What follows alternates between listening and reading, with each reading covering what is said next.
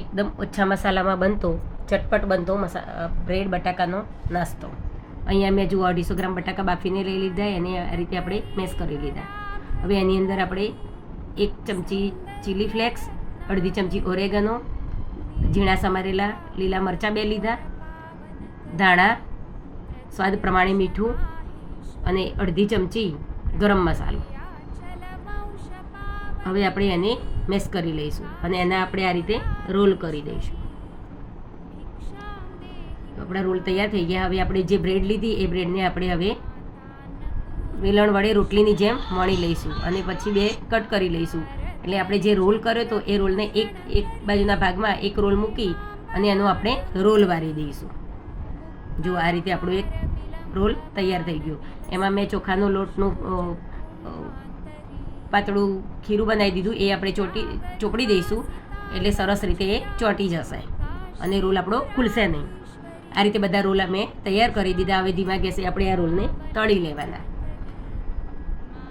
આપણે ઘરમાં બ્રેડ લાવ્યા હોઈએ અને બ્રેડ વધી હોય તો આ રીતે ઝટપટ આપણે નાસ્તો આપણે બનાવી શકીએ અને એકદમ યુનિક નાસ્તો આપણને લાગે. જો ધીમા ગેસે આ રોલને આપણે તળી લેવાના અને આટલા તરતા આપણે 5 થી 7 મિનિટ આટલા ક્રિસ્પી થતાં 5 થી 7 મિનિટ લાગી. આપણા રોલ હવે તૈયાર થઈ ગયા.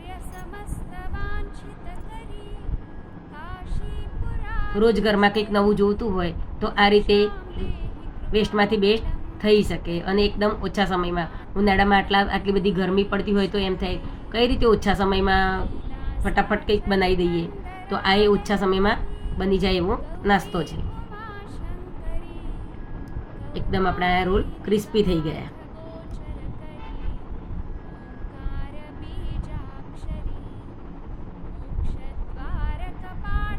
એને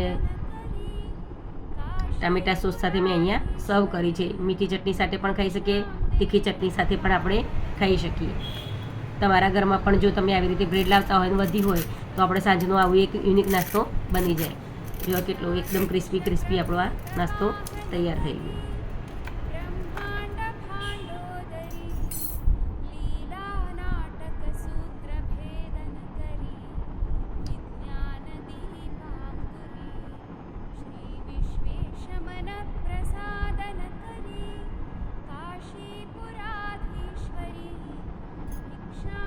જો હું મારા મિસ્ટરના ડીશ આપું છું, એ કહેશે કેવું બન્યું છે ટેસ્ટ કરીને. ગરમ ગરમ આ નાસ્તો બહુ સરસ લાગતો હોય. તમે પણ આ રીતનો નાસ્તો બનાવજો. મારી આ રેસીપી ગમી હોય તો લાઈક કરજો, શેર કરજો અને સબસ્ક્રાઈબ કરજો.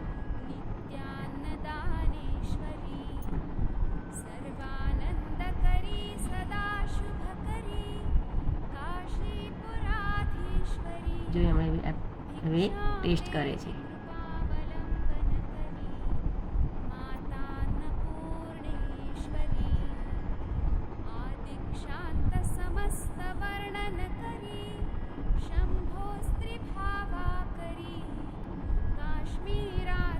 એકદમ યુનિક રેસીપી તમે પણ બનાવજો અને એન્જોય કરજો. જય શ્રી કૃષ્ણ બધાને. ફરીથી નવી રેસીપી સાથે મળીશું.